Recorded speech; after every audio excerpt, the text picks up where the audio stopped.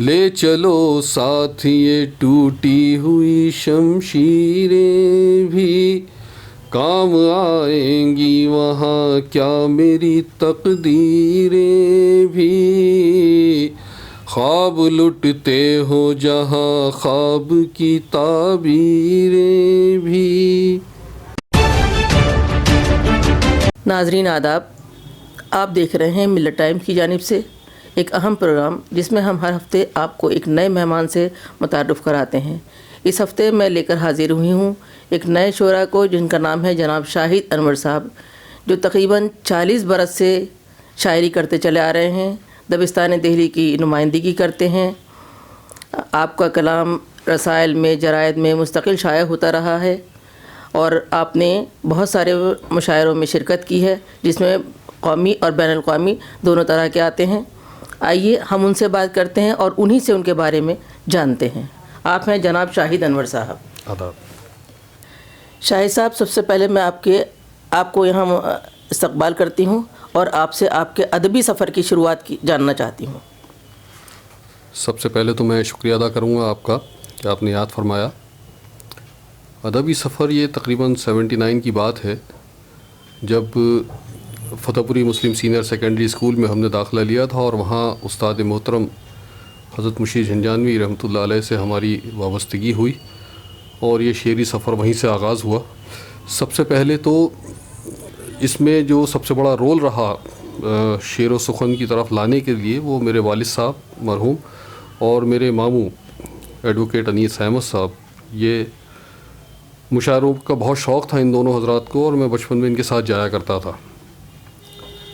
تو عید ملن کا مشاعرہ تھا جامع مسجد پر، کارپوریشن کا مشاعرہ ہوا کرتا تھا یہ. وہاں میں گیا اور سلیم شیرازی صاحب کو میں نے سنا پہلی مرتبہ. بڑا خوبصورت ترنم اور بڑی بہترین غزل. ممکن ہو تو رسمن ہی ایک بار صدا دیجیے، مجھ کو میرے ہونے کا احساس دلا دیجیے. واہ واہ واہ. آئینہ دکھا لیجیے اس حسن مکمل کو، گستاخ نگاہی کی پھر مجھ کو سزا دیجیے. اور یہ ترنم اتنا حاوی ہوا ذہن پر کہ میں بس گھر آتے آتے تک اس کو گنگناتا رہا اور غزل کے کچھ اشعار ہو گئے. یہاں سے ہمارا سفر تقریباً شروع ہوا اور آج تک جاری ہے. ماشاء اللہ سے مشیر جھنجانوی صاحب مرحوم کسی تعارف کے محتاج نہیں ہیں. الحمدللہ دلی کے ایک ادبی شخصیت تھے اور ہمیشہ ان سب پروگراموں میں بہت آگے آگے رہتے تھے اور بہت اپنے اس بچوں کو بہت زیادہ پیار کرتے تھے پورے. اور انہی کے یہ آپ ایک شاگرد آج ہمارے سامنے ہیں. تو ہم یہ چاہیں گے کہ مشیر صاحب کا بھی کوئی واقعہ جو ان کو یاد ہو وہ ہمیں بتائیں. مشیر صاحب کی شخصیت ایشیا کے ان چنندہ شعراء میں ہے جن کو آج تک لوگ یاد کرتے ہیں. ان کے انتقال کو کم و بیش 29 یا 30 سال ہو رہے ہیں. 30 سال ہو رہے ہیں. 30 سال کے بعد بھی آج ان کی یادیں ہمارے بھی زندہ ہیں. کون سا موقع ایسا ہے کہ ان کا شعر موجود نہیں ہے؟ دامن بچا کے شوق سے غصہ اتاریے، کیچڑ میں سانپ کو بھی نہ پتھر سے ماریے. واہ، بہت خوب. اب یہ ایک ایسا شعر ہے کہ آپ کہیں بھی اس کو استعمال کر لیجئے. کہیں بھی جہاں تغزل کا معاملہ ہے وہ تغزل میں انہوں نے وہاں بھی ان کا اپنا مقام ہے. جس ہاتھ سے اس شوق کی زلفوں کو چھوا تھا، چھپ چھپ کے اسی ہاتھ کو اب چوم رہے ہیں. بہت خوب، بہترین. تو تغزل میں یہاں وہ ہے. ان کا سب سے نمایاں جو انسانی کردار رہا ہے، مدد اس طرح کیا کرتے تھے کہ کسی کو کان و کان خبر نہیں ہوتی تھی. 1984 کی غالباً بات ہے. ایک شاعر ہیں حبیب عاصم صاحب، آج بھی حیات ہیں وہ. ان کو ٹی بی ہو گئی تھی. وہ استاد کے پاس آئے اور انہوں نے کہا کہ استاد مجھے ٹی بی ہو گئی ہے اور 51 روپے ہفتے کی دوائی آتی ہے اور میرے لیے کوئی مشاعرہ آپ ریکمینڈ کر دیں مجھ کو کسی مشاعرے میں تاکہ میرا کم سے کم وہ خرچ نکل سکے. محض اتفاق تھا کہ نوچندی کے لوگ وہاں آئے ہوئے تھے بیرٹھ کے اور انہوں نے شعراء کو جمع کرنے کی بات کی کہ استاد یہ جلدی میں مشاعرہ ارینج ہو گیا اور ہمارے پاس شعراء کی لسٹ نہیں ہے تو آپ جمع کر لیں اور 2 ٹیکسی لے کر ہم لوگ چلتے ہیں یہاں سے. تو آپ نے سب سے پہلے حبیب عاصم کو متعارف کرایا وہاں اور مختلف لوگوں کو، زبیر رضوی صاحب کو، مسعودہ حیات صاحبہ کو وغیرہ وغیرہ کو جمع کر کے اور وہ وہاں لے کر گئے. مشاعرہ پڑا، بڑا کامیاب رہا. حبیب عاصم صاحب بہت کامیاب رہے. جب پیمنٹ کا وقت آیا تو استاد کی فیس تھی 1200 روپے اور حبیب عاصم صاحب کا لفافہ تھا 800 روپے کا. استاد نے وہ لفافے ایکسچینج کرا دیے اور حبیب عاصم صاحب کو پتہ نہیں ہونے دیا. کیا بات. تو یہ کردار کی بات ہے کہ انہوں نے اپنے آپ کو ہمیشہ کار خیر میں ادبی سفر میں ہمیشہ پیش رکھا اور کسی پر کوئی احسان نہیں جتایا کبھی. ہم نے کہا کہ سر ہم کو شاگرد ہونے کے لیے کیا کرنا پڑے گا؟ انہوں نے کہا کچھ نہیں، جو ہمارے معاملات ہمارے استاد کے ساتھ تھے. اور میں نے کہا جی وہ کیا تھے؟ انہوں نے کہا بس خدمت.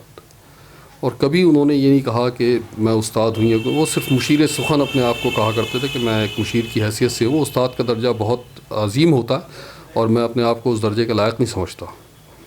تو جتنی باتیں کری جائیں وہ کم ہیں ان کے لیے. یہ واقعہ میرے خیال ان کی شخصیت پر روشنی ڈالنے کے لیے کافی ہے. آپ نے ایک اہم واقعے کی طرف ہماری توجہ دلائی. اب چلتے چلتے ایک سوال میں آپ سے یہ بھی کرتی چلوں کہ اس دور میں استاد اور شاگرد کا ایک اہم رشتہ تھا اور اس دور میں بھی شاگرد اور استاد کا کوئی رشتہ تو چلا ہی آ رہا ہے، لیکن وہ دور میں اور اس دور میں آپ کو کچھ فرق محسوس ہوتا ہے؟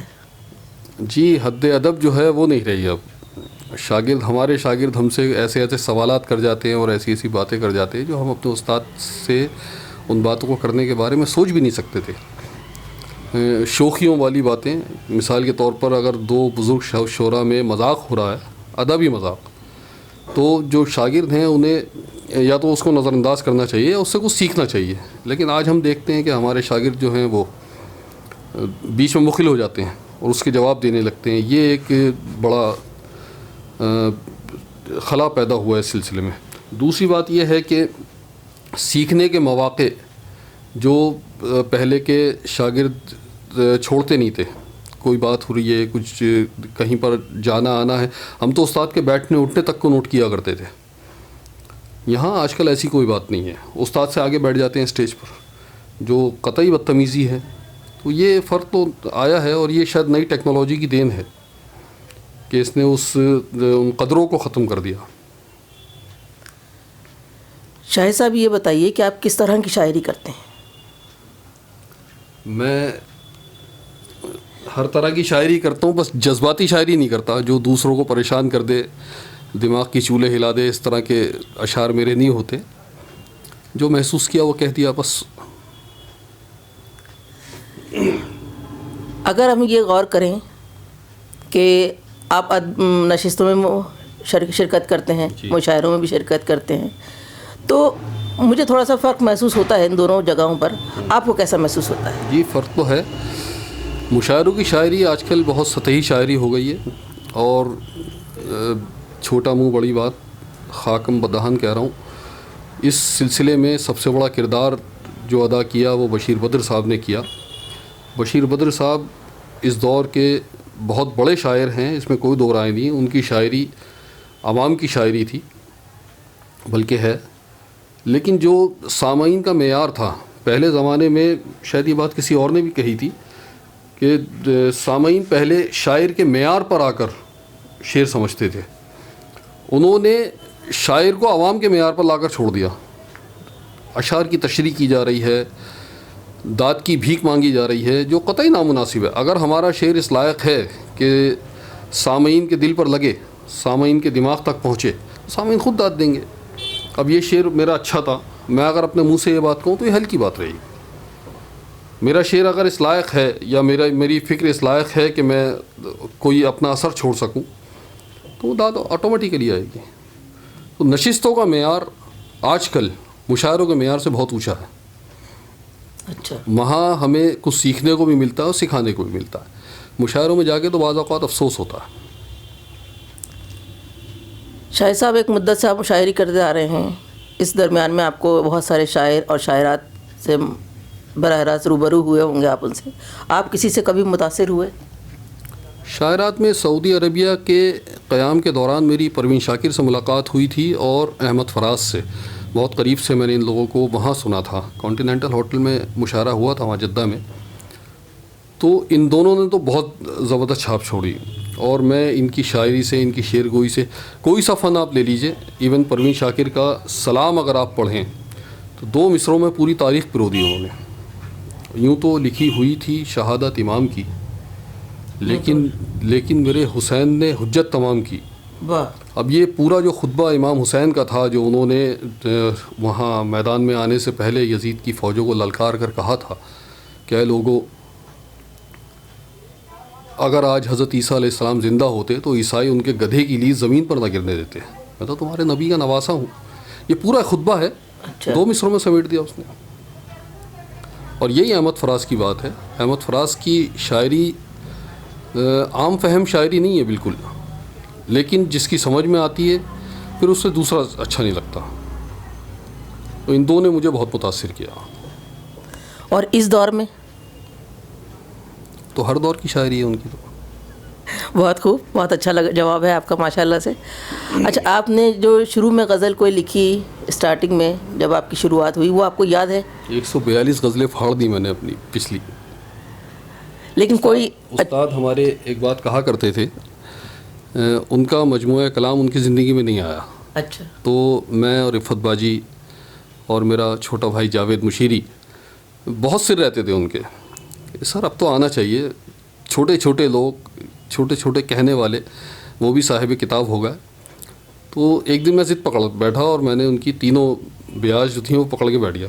ذرا مجھے دے دیں، میں خود کر لوں گا اس کو.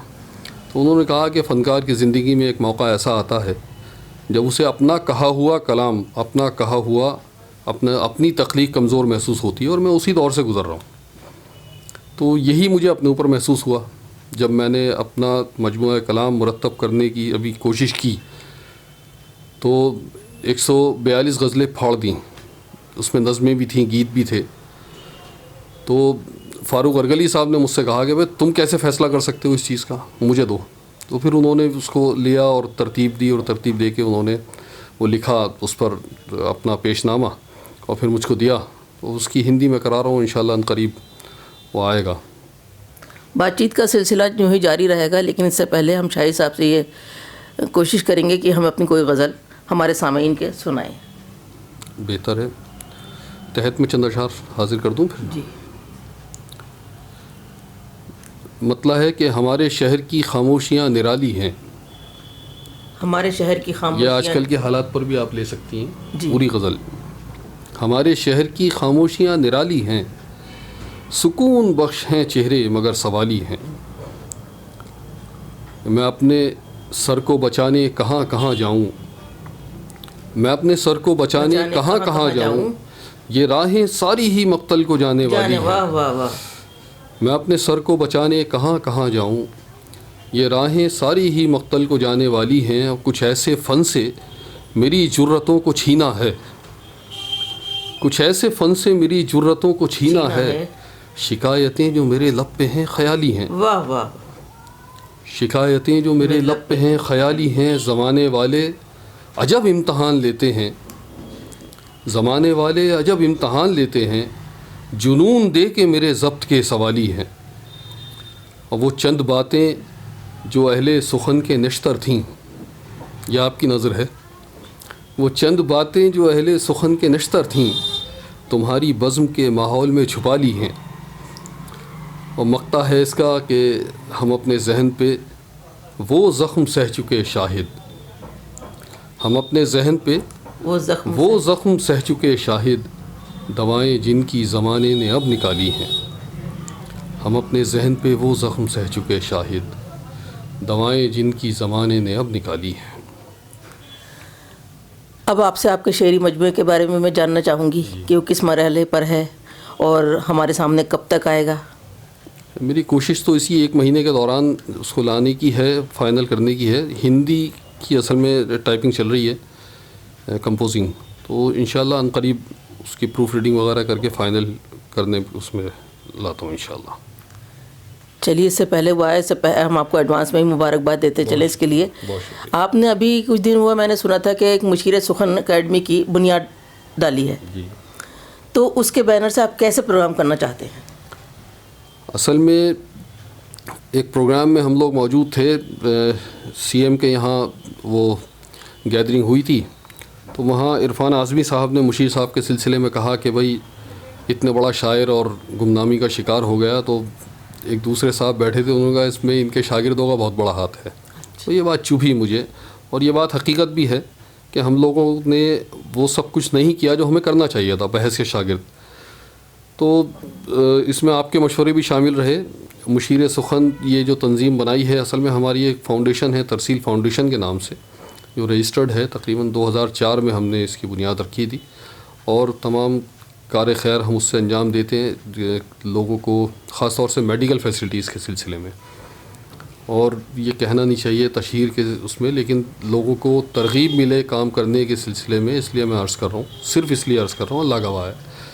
لوگوں کو راشن دینا اور میڈیکل فیسلٹیز پرووائڈ کرنا, کسی بچے کی فیس وغیرہ کا کوئی مسئلہ ہو وہ کر دینا, یہ ہم خاموشی کے ساتھ اس میں کرتے رہتے ہیں. اور اسی کے تحت, کیونکہ اب اگر سرکاری لیول پر ہم کو کسی ایڈ کی ضرورت پڑی تو اس کے اندر وہ تنظیم رجسٹرڈ چاہیے ہوتی ہے, اسی لیے اس کے تحت ہم نے یہ مشیر سخن کا آغاز کیا ہے. پہلا پروگرام ہم نے 24 نومبر کو کیا تھا, اور دوسرا انشاءاللہ 2 فروری کو غالب اکیڈمی میں ہے. تو شعر سخن کے ساتھ ساتھ اس پہ کچھ پیغام بھی لوگوں تک پہنچے, ہماری خواہش یہ ہے, اور ہمارے استاد کا نام جتنی دیر تک زندہ ہم لوگ رکھ سکیں ہمیں رکھنا چاہیے, یہ ہمارے فرائض میں شامل ہے. بہت اچھا کام کر رہے ہیں آپ ماشاء اللہ سے. اب میں یہ جاننا چاہوں گی کہ آپ کے بھی شاگرد ضرور ہوں گے, تو آپ ان کو کیا سکھاتے ہیں؟ شاگرد تو میں کیا سکھاؤں گا, میں تو یہ بات اکثر کہا کرتا ہوں لوگوں سے کہ جب ہم شعر کہنا ہم نے شروع کیا تو اس وقت ہمیں استاد سکھاتے تھے, اور اب تم لوگ سکھاتے ہو. بعض اوقات ایسی تخلیقات لے کر آ جاتے ہیں. آج ہی وہ سدا شیف صاحب تشریف لائے ہوئے تھے, اور ان کے 4 قطعوں کی اصلاح کرنے میں میرے دماغ کی بتی گل ہو گئی. میں نے کہا آنا بعد میں, آدمی کو کچھ تو سوچنا چاہیے نا. بہر آپ دیکھ لیجئے کہ گنگنا لیجئے, گنگنانے سے بہر پتہ لگ جاتی ہے. میں نے یہی کہا ان سے. دوسرے ایسے الفاظ سامنے آ جاتے ہیں کہ جس کا مطلب گوگل پہ بھی نہیں ہے. گوگل کو میں ایسا کہا کرتا ہوں کہ لوگوں کے پاس جتنی دنیا کی آبادی ہے, تقریباً کم و بیش 6 بلین کہا جاتا ہے, 6 بلین آبادی کے پاس اتنے سوالات نہیں ہیں جتنے اس کے پاس جواب ہیں. تو ان الفاظ کے جواب ان کے پاس بھی نہیں ہوتے. تو شاگردوں کو بس کیا سکھانا ہے, وہی ہمیں سکھا رہے ہیں.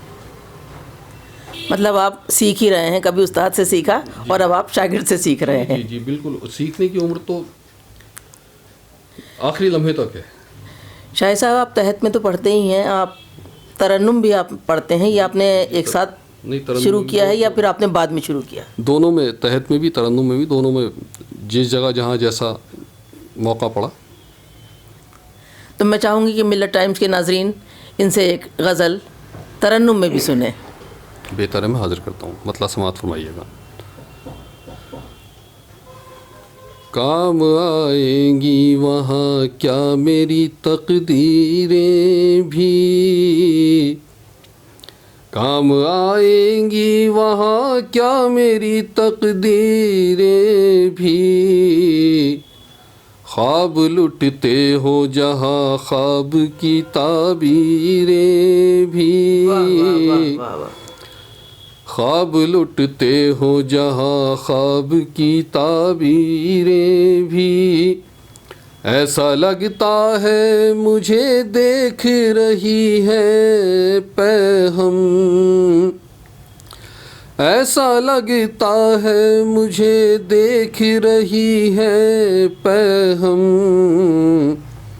جان لیوا ہوئی جاتی ہیں یہ تصویریں بھی, جان لیوا ہوئی جاتی ہیں یہ تصویریں بھی, قید میں رہ کے بھی اڑ جاتے ہیں اڑنے والے,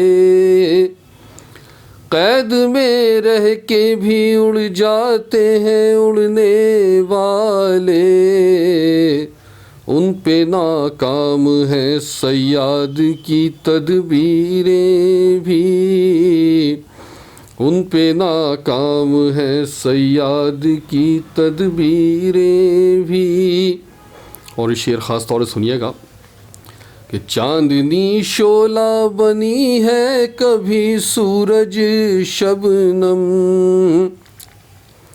چاندنی شعلہ بنی ہے کبھی سورج شبنم, ہم نے دیکھی ہیں بدلتی ہوئی تاثیریں بھی، ہم نے دیکھی ہیں بدلتی ہوئی تاثیریں بھی، خود بخود ٹوٹنے لگتی ہیں بکھر جاتی ہیں، خود بخود ٹوٹنے لگتی ہیں بکھر جاتی ہیں، موسم گل کا پتہ دیتی ہیں زنجیریں بھی، موسم گل کا پتہ دیتی ہیں زنجیریں بھی۔ اور مقطع خاص طور سے سنیے گا جس کے لیے غزل کہنی پڑی کہ کچھ تو ہو داد شجاعت کا ذریعہ شاہد، کچھ تو ہو داد شجاعت کا ذریعہ شاہد، لے چلو ساتھ یہ ٹوٹی ہوئی، لے چلو ساتھ یہ ٹوٹی ہوئی شمشیریں بھی، کام آئیں گی وہاں کیا میری تقدیریں بھی، خواب لٹتے ہو جہاں خواب کی تعبیریں بھی۔ بہت خوب، بہترین۔ شاہد صاحب، میں چاہوں گی کہ آپ ملت ٹائمز کے ناظرین کو کوئی اہم پیغام دیں۔ اہم پیغام آج کے دور کا جو سب سے بڑا المیہ اس وقت چل رہا ہے، مناظرے وغیرہ، یہ مناظرے کرم مظاہرے وغیرہ، اس کے اندر صبر و تحمل سے کام لیں، اور یہاں تک جو ہم اس پیغام کو لے کر آئے ہیں، اپنے اس احتجاج کو لے کر آئے ہیں، اسے آگے تک بھی لے جانا ہوگا، کیونکہ کسی بھی غلط کوشش کو ہمیں کامیاب نہیں کرنا، اور ہمیں اپنی اس کوشش کو، بلکہ یہ قوم کی کوشش نہیں ہے، یہ ملک کی کوشش ہے، دیش کی کوشش ہے، ہمیں اس دیش کی کوشش کو لے کر سامنے آنا ہے، اور جو قدم اٹھائے گئے ہیں غیر آئینی قدم، انہیں ہمیں ہرانا ہے اور اپنے آئینی حق کو ہر طرح سے لینا ہے۔ بہت شکریہ۔ بہت شکریہ شاہد صاحب، آپ نے اپنا وقت دیا اور ہمارے ساتھ بات چیت کی۔ تو ناظرین، ابھی آپ سن رہے تھے شاہد انور صاحب کو۔ اسی طرح سے ہم ہر ہفتے آپ کے ساتھ کسی نہ کسی نئے مہمان کو متعارف کراتے رہیں گے، اور اگر آپ کے پاس کوئی ایسی شخصیت ہے جسے آپ چاہتے ہیں کہ ہمارے ملت ٹائمز کے اسٹوڈیو میں آئیں اور بات چیت کریں، تو ان کا اپنا نمبر اور اپنا نام ان کو ہمارے پاس بھیجیے، ہم ان کو بھی اس پروگرام میں شامل کریں گے۔ شکریہ، خدا حافظ۔ ملت ٹائمز کی ویڈیوز دیکھنے کے لیے یہاں کلک کر کے سبسکرائب کریں، اور ہاں، بیل آئیکن ضرور دبائیں۔ اگر فیس بک پر دیکھ رہے ہیں تو پیج لائک کریں۔ تازہ ترین خبروں اور مضامین کے لیے وزٹ کریں ہماری ویب سائٹ www.millettimes.com۔ ہماری یہ website Urdu, Hindi, English تینوں لینگویج میں موجود ہے۔